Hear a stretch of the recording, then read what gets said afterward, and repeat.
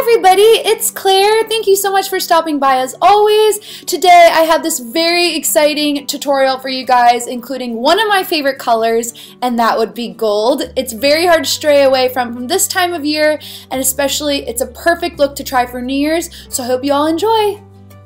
So it is not a secret, I am a lot more pale in the winter time, so I like using my damp beauty blender sponge as a way to apply my Makeup Forever HD foundation in the shade 140, and I like this because it has a golden undertone to it to give some life back into my skin, and it is a very dewy, hydrating foundation, which if you guys know my channel, you know that I do have dry skin, so this really helps my dry skin a lot, is using this foundation and using it with a damp beauty blender sponge.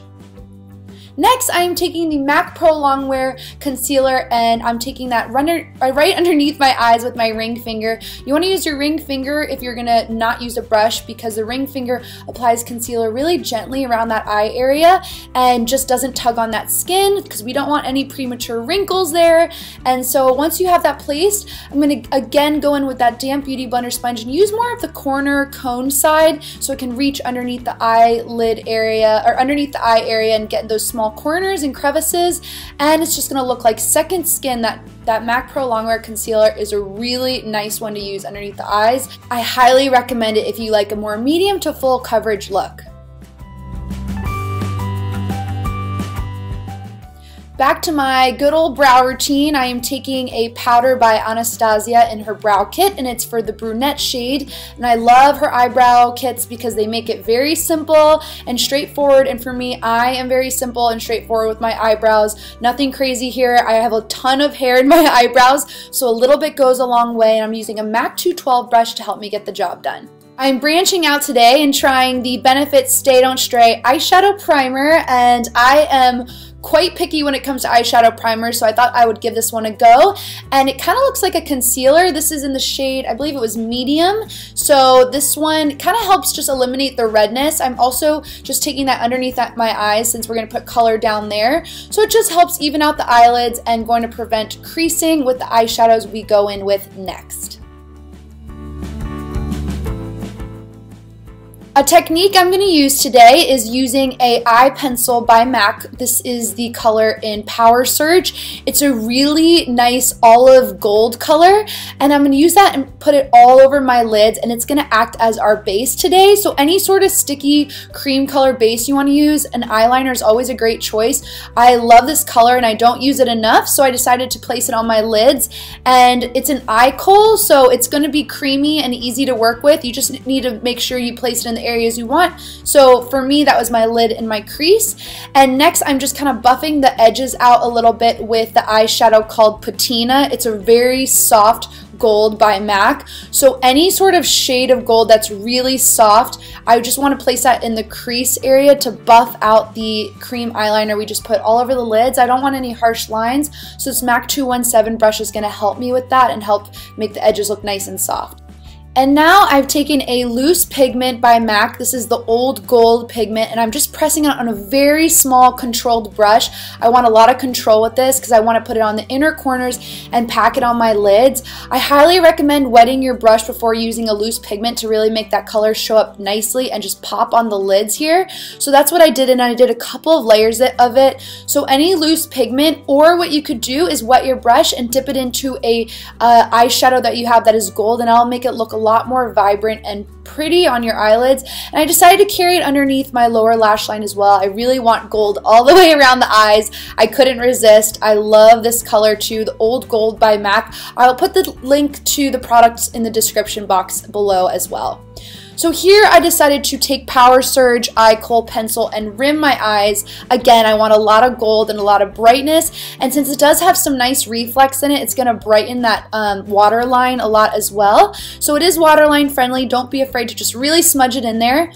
And now I'm taking a darker brown pencil. This is Coffee by MAC, but any brown pencil will work, and I'm taking it on a flat shader brush on the edge of it, and I want to really work it into my brush because I want a very smooth and smoky brown lower lash line. I don't want to directly put the pencil on because that's going to look too harsh. By taking it onto a brush, it makes this really nice creamy brown liner on your own, just using the brush side to side.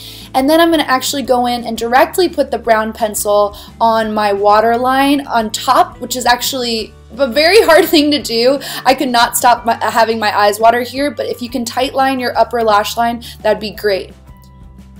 And now I chose my favorite pair of eyelashes. Of course, you guys will always see me putting on the Ardell Wispies. If you like that crisscross, very voluminous style lash, these are the lashes for you, and they're super affordable and I love them so much. So here I am taking the MAC Mineralized Skinfinish powder in medium plus on a very small brush. I don't like a ton of powder because my skin again is very dry, so I like to keep it very minimal, but focus it on the areas so I don't have creasing and then it just lasts all day long. To bring some life back into my face, I am taking a contour style brush into my Physicians Formula bronzer, and I'm going to just kind of carve out my cheekbones. And I like the size of this brush because it doesn't allow me to go overboard with my bronzer, which I tend to do sometimes with bigger style brushes. So I like this mosaic powder because you get a nice mixture of tan. It creates the perfect tan look to put on your cheekbones and temples and jawline. So you just want to take your time with this and create the tan that you are going for. To enhance those cheekbones, I am taking a sample size of the NARS Illuminator highlighter in Orgasm, and wow, I have the powder version of this. I think I've been converted to the cream illuminator. It is so nice, and look how easy it is. You just pop it on, and then you can either use your fingers or a stippling brush, and it gives the perfect hydrated looking glow to your skin. Oh my goodness. I wish this wasn't a sample. Now I'm like teased. I want so much more of this, and I love it. It gives a really sun-kissed look to your face.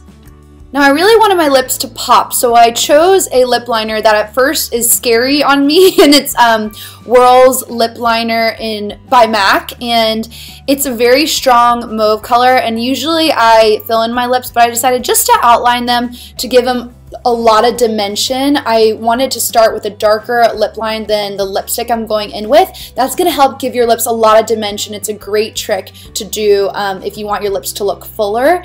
And so the lipstick I'm going to go in with is, which is a little lighter than the lip liner, is Cherish. And I apologize, my lips are so dry. Everything about me is just dry and shriveling up during winter right now, so I apologize. I'm like falling apart on camera. But this Cherish color is this perfect nude, and it just sandwiches next to that lip liner so beautifully. So there you have it, guys, a very easy way to have a glamorous look for New Year's or any night out on the town. I hope you guys enjoy this look. I have been enjoying wearing it a lot lately. You will always catch me in some gold shades here. So thank you so much all for being here. I will list all the products I mentioned in the description box below, as well as all of my social media. Make sure you subscribe if you haven't already. Also, click the screen now and it'll take you to my last tutorial. Hope you all enjoyed. See you next time. Bye!